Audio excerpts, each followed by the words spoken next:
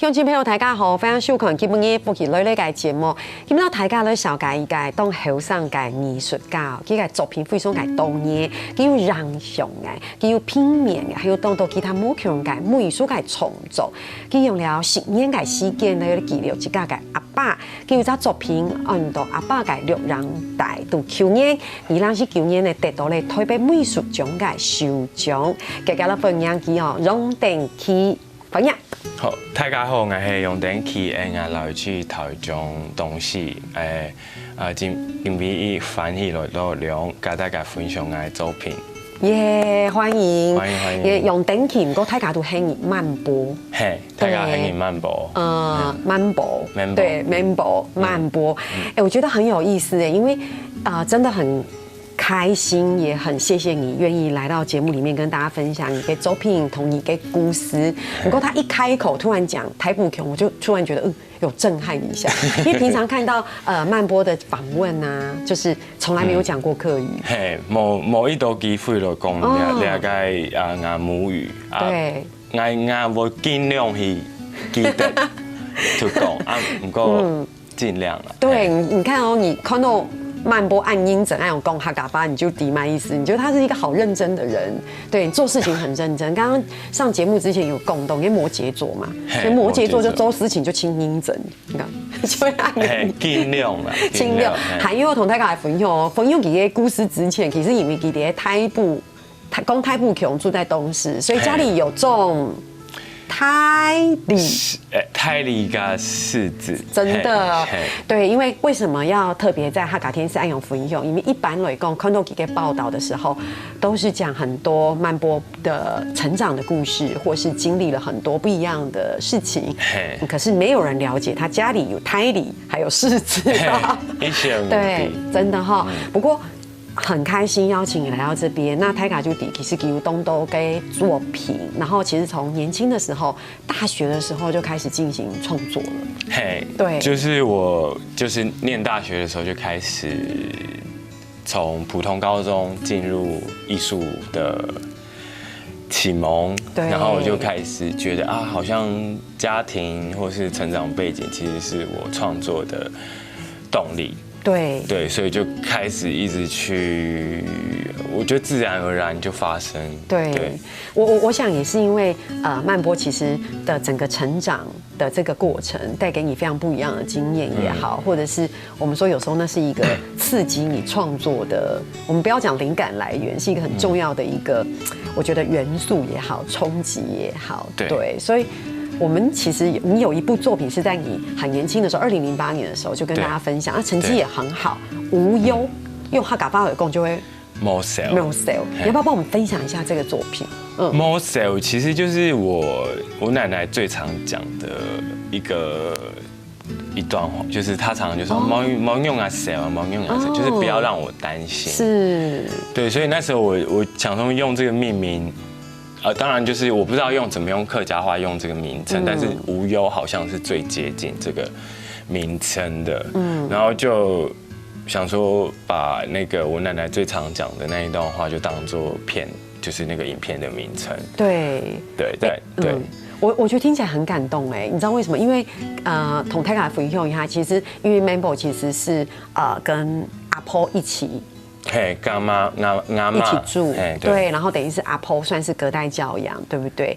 對。可是你想想看，阿婆常常跟你講，不管你經歷了多少的事情，但阿婆都說冇 sell， 就是冇用來 sell， 就不要讓我擔心，也不要讓你擔心。你看，這就是他真的好愛你，對。對，我覺得就那一代的人，他們最根本就是。不要讓我擔心是最重要的事。不管什麼樣，阿婆自己就先扛起來。對，但他其實就是一直很擔心。其實是我希望他不要那麼擔心。是，對。然後這個無憂這個作品是一個短短的兩篇，但是在這裡面呢，其實觀眾朋友會發現，這個作品裡面其實有非常多的創造力在裡面，有很多的想象空間在裡面。對，然後其實也有很多你對阿婆的詮釋，或是對媽媽的詮釋。對，就是對自己成長的根源吧。就是我父母，然後加上其實最親密的是我奶奶。對，我阿嬤啦。對，然後我就从他出发点，然后去幻想家庭关系。是，对，所以两下呢，所以你会绕墙，你所有嘅乡亲朋友向下攞看，免無大攞嘅兩短短嘅樣片模式。爸爸媽媽就條飄飄啲聲音嘛係啊，啲聲冇分到肥嘅。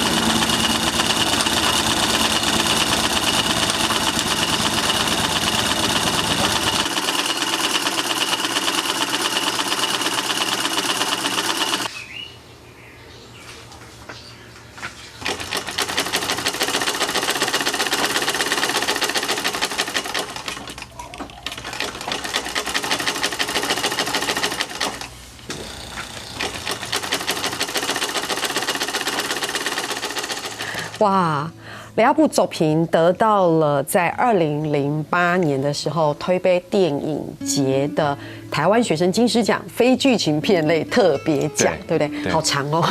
对，很长。对，就是刚才看到这些画面，其实真的是很有创造力面。有2个画面我印象特别深刻。第一个就是有一个男孩子在房间里面被所有的胶卷给捆绑。对不对？那是你的感觉？对，我当时的感觉就是我刚开始要创作，然后我对自己的成长背景存在困惑，然后还有很多很纠结的状态，然后当时想要用创作来宣泄。对，是感觉上那些胶卷在你身上是一个很大的一个捆绑，你都不能呼吸了。对，应该说内心呐，是不知道怎么分享这个东西，因为在当时就是没有真的我发表的作品没有任何老师知道我在干嘛。对。然后第2个就是缝纫机。哦，对，缝纫机是我奶奶，然后刚好那个声音对我来说是一个连结。对，感觉上那个缝纫机的那个音效在里面，感觉上跟阿婆的连接好像是一个阿婆就是一个很强韧的一个生命力在里面展现。就是他在维持整个家庭的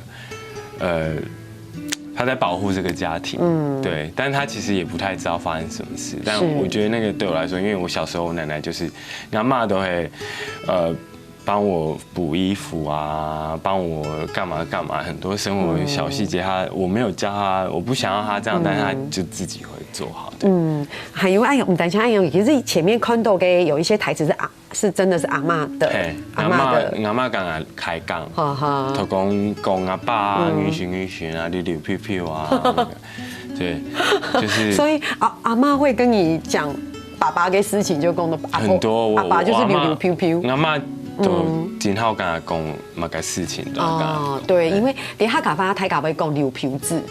溜飘子就是溜溜飘飘，就是亚萨尼就溜溜飘飘，放荡不羁，然后漂泊，对，然后溜溜飘飘啊，大家就会讲。可是其实大家就会看到也黑曼波在大学学生时期的一个作品，那个时候就可以看到，其实那种我觉得是很丰沛的创作力，可是可以看到你内心的那个捆绑跟那个痛苦，对，其实因为这样子一路创作到现在，然后就陆陆续续也推出了很多不一样的作品，对，就混口饭吃，开始工作啊，但还是持续创作了。是看过了这短片过后，同大家先聊下，你的小家己去年得奖嘅作品。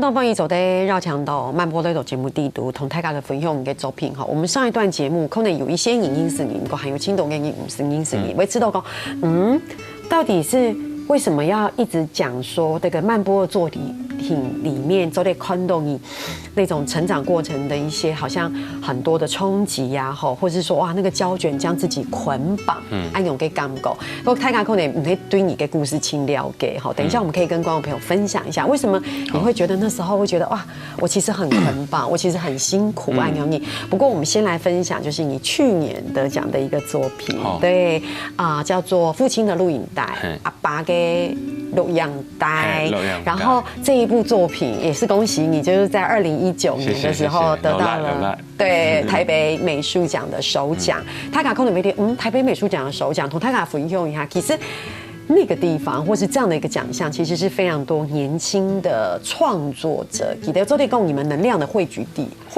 啦，来可以刚够黑暗容易啊。可能在某一个群众里面对这个环境是非常熟悉的，但是在某一个群众里面会觉得说，哎呦，那是一个什么样的境界，或是一个什么样的一个能量？对，所以我们先跟大家分享一下你这一个作品。简单来讲，这个作品哈，台港黑公有可以看展览，它其实有影像、有平面，然后它有一些装置的艺术。不过最重要的事情是你讲的黑。你同阿爸嘅故事，也係阿爸嘅故事，錯冇？你作品啊，剛講還係延續我大學的作品啊，不過我已經經歷了10年的過程，等於說我也開始工作養活自己，開始面對社會，開始接觸各種不同的人。然後我覺得我已經沒有像以前那麼掙扎了，我反而變得是有一種。其實很舒服的去跟我父親對話。對，就像我在創作這個過程的時候，我跟我父親一起去參加婚姻平權的公投，然後我也在這個作品裡面記錄下來。然後其實是一個整理了自己的成長的這10年過程中，我跟父親的相處。因為從一開始我沒有辦法跟我父親聊這個性向的問題。應該說，他也藏了很久。那我到了我現在長大了，我反而是有點像是我希望帶領我爸爸跟我一起跟這個時代有連結。然後，所以在這個過程裡面，我就記錄了他的生活，也記錄我自己的生活，因為我們有共同的身份嘛，就是有共同的性向。那我就開始，反而是我想要帶我父親一起去慢慢的让他自己舒服。然后，所以在这个过程里面，我拍了很多他的记录，是更写实的，因为我以前的作品是幻想的。那我现在就开始用记录，他的生活，我的生活，然后用影像、用装置，甚至连我母亲的一些生活环境我也都带进去，是一个很多细节在这个作品里面。然后我觉得这个作品在美术馆展出也是我非常感到荣幸，因为这是一个很公众的环境，而且我觉得这个作品最棒的就是它可以在这个公众的环境展出，因为它是一个亲子的关系。那我觉得北美馆是一个亲子活动的圣地，那我觉得这是一个很好的机会，让不同的家庭去思考，其实有很多东西是超越他们的想象。那一样是爱，那跟你们不一样，那我希望你们除了感动，也可以去想一想说，其实爱有很多种嘛，就是不一定是你们自己的生活，而是很多社会的角落有很多很正面的家庭，但只是跟别人不一样。对，我可以了解。其实，这一次的就是父亲的录影带这个作品，其实也让我觉得很感动，然后也让我觉得很震撼。对，因为我刚刚听曼波讲，其实心里有一个层次是非常的心疼。为什么？你知道为什么？因为其实你跟父亲比较起来，我说我们这种旁观者看起来，我们其实觉得某种程度而言，其实父亲相较于你更辛苦。对不对？对，因为他因为爸爸现在已经年迈了。对，然后你等于是重新跟父亲一起，等于是一起，你不管是你跟他之间的关系得到一种和解的状态也好，但是你等于是重新把父亲的手牵起，然后重新去拉起来，然后让他去更可以去好像跟这个社会对话。对，我的感觉会安养你，不过我就会知道，其实爸爸勾一经历的那段时间，就是他好像比我们现在的这些朋友们再去经历这些事情，其实相较的又更辛苦了一点。对，就是其实我相信他不会是个案。对，因为从我翻找他的文件里面啊，有好多他的朋友啊，他们的交友方式啊，是用那种隐姓埋名的方式，那种这种。用电话，然后偷打电话这样子，相较于现在我们用交友软体，非常方便。对，那我就觉得这很有趣，因为我想要这个东西是穿越时空的，因为其实都在做一样的事，只是方法不一样，或者是更底下的。对，那我觉得这是台湾的同志发展史，就是它是一个。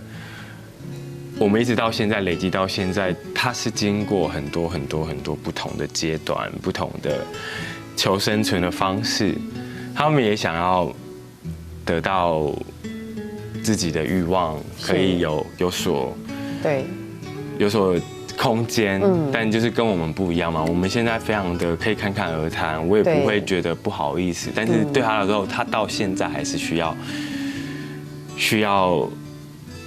你要很冷静的跟他聊天，慢慢的引导他，让他觉得不要那么担心什么什么的。对，我的感觉是这样，就会讲，其实曼波在小的时候，其实在每个人的成长过程当中，你会有一个很迷惘的时候，然后你不太确定这个自我性向的探索的一个过程，因为我们可能没有帮助。对，所以你必须在自我探索，然后自我摸索，然后在那个时候，因为你又跟阿婆一起住，对，然后妈妈很小的时候就生下你的时候就先离开了，对，他因为他有自己的家庭，是，所以就变成曼波其实是跟阿婆一起，然后当你在面对这样的一个迷惘的时候，你没有帮助，然后等到你好像可以懂事了，然后你又突然间好像认识了父亲。而且是重新的认识，从另外一个层次去认识自己的父亲，那个对你的冲击是非常庞大的，在那个时候，对，所以我们可以理性的、情感的去想象一个那样的一个青少年，在这样的过程当中，他会面对多少艰难的事情。对，但这是我的感觉。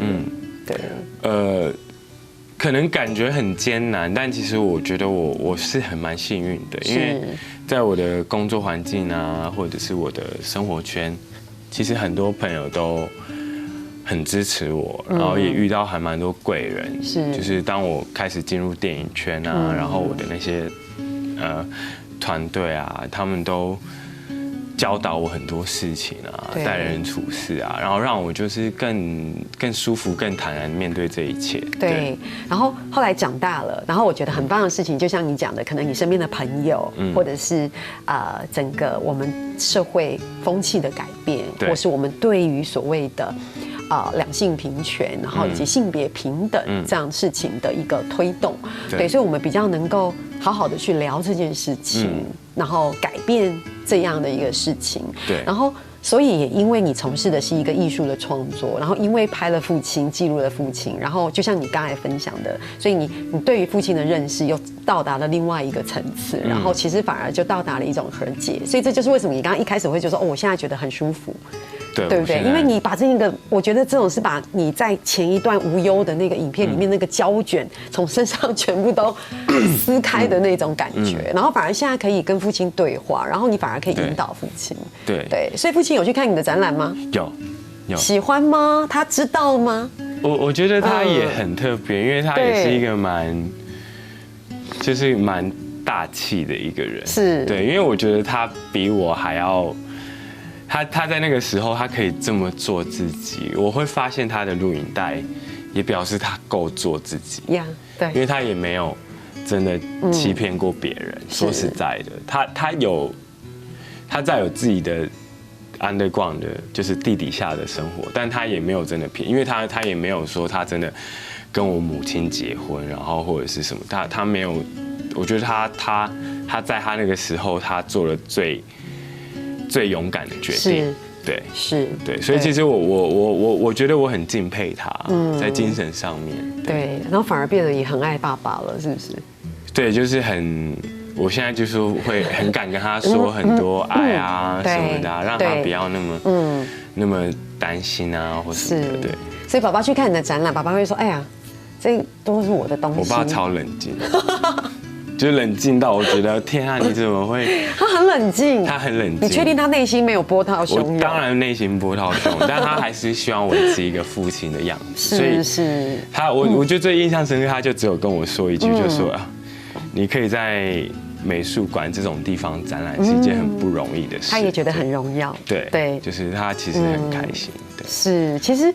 เรา大家都歡迎一下，獨家地部獨家展覽，其實會從到某內容，我們覺得還蠻跨界的，對一個美術創作在裡面，裡面可能還會有爸爸的情書啊，對不對？可能還會有不同有他家書，是，對，也有情書，是，所以請你跟鄉親朋友先聊下，你廣告過後咧，就來分享。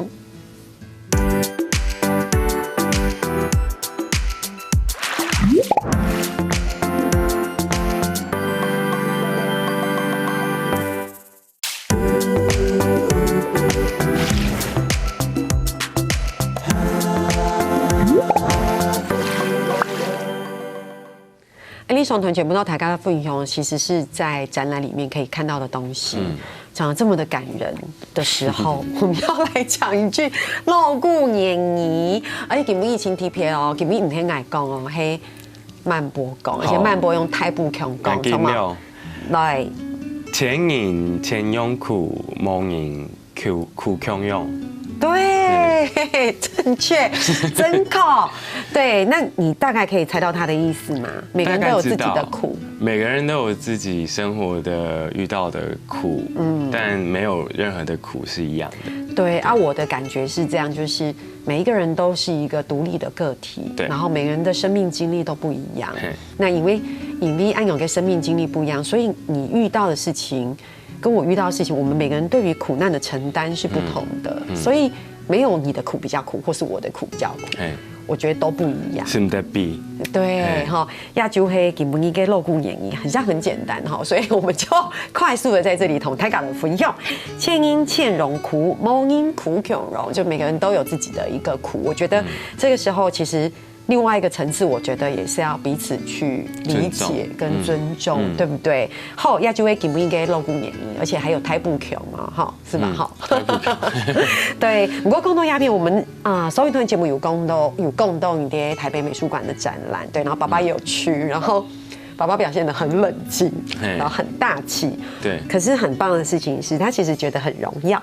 对，就会知道讲，哎呦，来在这边有一个很棒的这个。我爸很冷静的说，哦，真的，对，哎，我觉得老一辈的人会这样，真的，对，哦，他不像我们很激烈，对，很冷静，可是我觉得他内心是澎湃的，对，他就尽量讲出来。而且很有趣的事情是，他没有想到他活到这个年纪，会突然间儿子去带他看一个他自己故事的展览，这样子。对。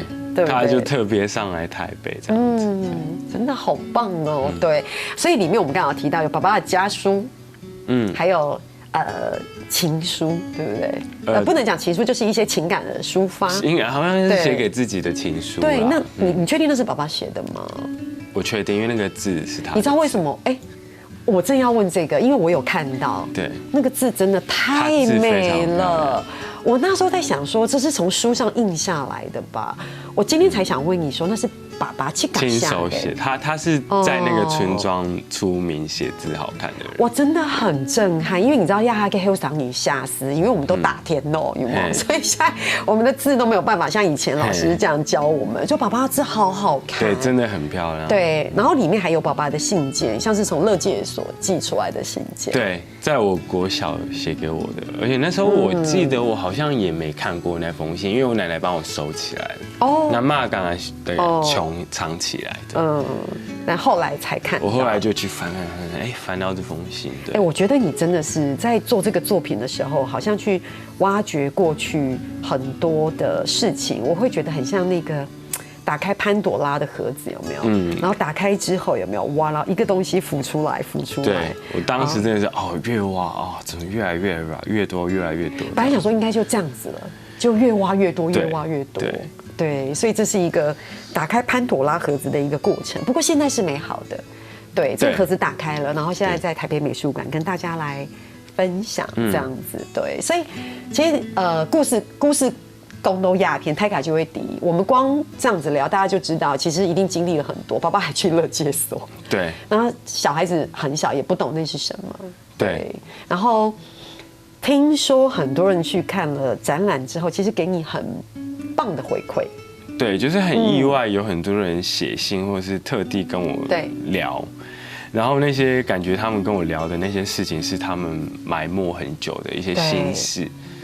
就比如说，也有人他家里也收过这样子的信，然后在当时可能在学校啊，他也不敢跟别人说，然后后来还给老师看，老师看到那个章，就整个就是，反而还有点，我觉得有一点点歧视，就是歧视啊，你父母是做了什么事，怎么会这样子？对。那我就觉得他也是藏了很久，然后他因为其实一般人以为只是一个家书，但是因为上面的那个章显示了很多东西，表示这个信是被检查过的，是被审核过的。对。那他也是非常激动的跟我说：“曼波，我知道你在说什么，就是你的那封信，我也有类似的经验。”对。但成长过程不一样，他父母。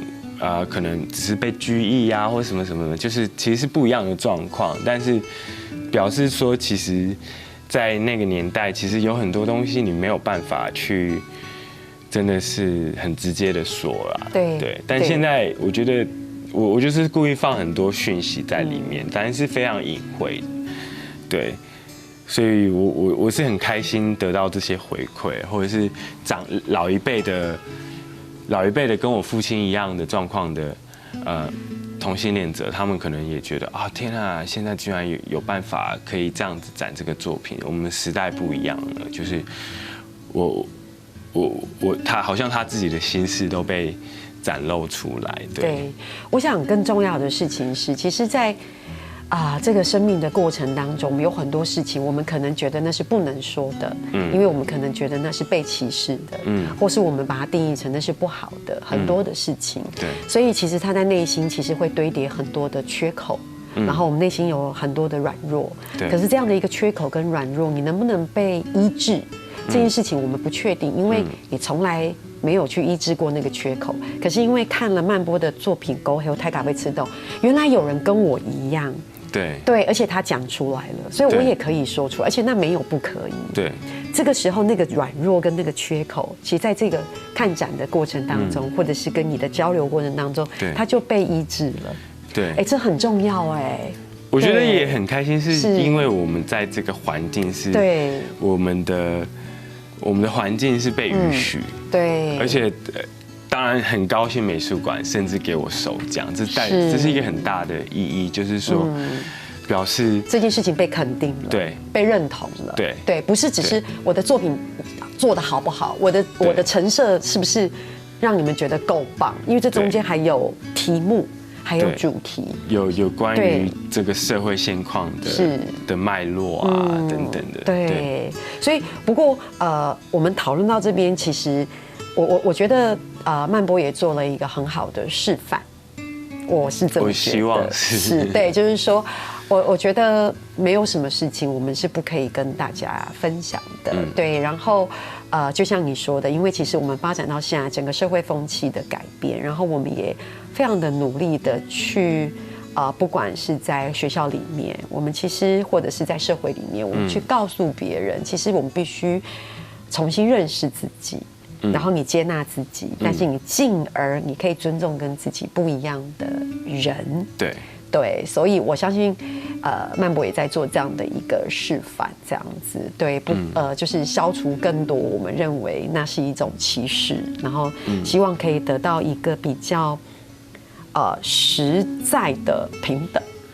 对，就是应该说我也是纠结了10几年，因为我也不希望说我只是在讨论自己的家庭关系啊，因为我也曾经一度觉得我自己的家庭为什么要有这么重要给别人知道嘛？但我就思考了很多啊，其实我们年轻一代的跟上一代的其实整个脱节吧，因为我们很没有机会去了解上一代的人是怎么样的，因为他们是更隐藏的，所以透过我父亲，我觉得让这个过程是连在一起的，对，而且，其实，在预防曼波的时候，有特别的公斗，就是比如说，我们会有一些跨性别或是同志的游行，对，然后其实对你来说，那并不是真的要去宣示什么，我觉得那只是透过一个好像是一个媒介，对，来传递一个声音，对不对？对你来说，就支持不同多元的性别认同。对，是我觉得很重要的事情。就不管是男女啊，其实这是非常值得思考的。就是我们太习惯用2元的方式，就是男女分，而且这个2元方式是我们人类定义的。对，我来先帮你做归类，你属于这一类，来你过来，你属于这一类，你过来，我定义好了，好，你这一类只能做这样的事情，你这一类只能做这样的事情。对。当你没有照着我们的定义做的时候，那你就是有问题，你跟我们不一样。对，你会不自在或什么的，但其实不需要。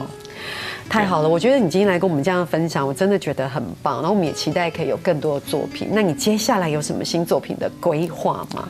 接下来我就是因为跨性别的游行现在才第2届，然后这部分的性别的尝试其实还是非常的简薄，因为这反而是我觉得甚至比同志游行更根源的事情，就是说它甚至关于身边所有的人，不管是真的跨性别的人，而是说你自己对自己的喜好，其实不应该是用男女去分别。你喜欢穿裙子，你喜欢穿裤子，不是因为你的性别，是你自己对自己的认同，就是你喜欢自己什么样子，跟性别是不会直接关系的，就是自我认同。对，所以我觉得跨性别游行它的寓意是更广泛的。就不是只是说在生理上面的跨性别啊，而是认知上面你对自己认同的方面是更值得思考的，对啊，所以我觉得跨性别游行现在第2届我也参与了2届，然后我觉得这东西是更有前瞻性的，是更接近到于性别平等教育这件事情的，所以我觉得这是我之后想要计划进行的，就是身边有很多不同的跨性别领域的人，是变装皇后，对，然后正在准备跨性的人，或者是因为女同志的部分，就应该说女变男，或是她长得像男生，但是她其实是女生，这件事情也是很多。对，所以我们非常的期待，很快可以看到曼波这样的一个作品。今日本日非常感谢你来到亚平同大家的分享，谢谢感谢。好，你家乡亲朋友听下来，大家都做认同了。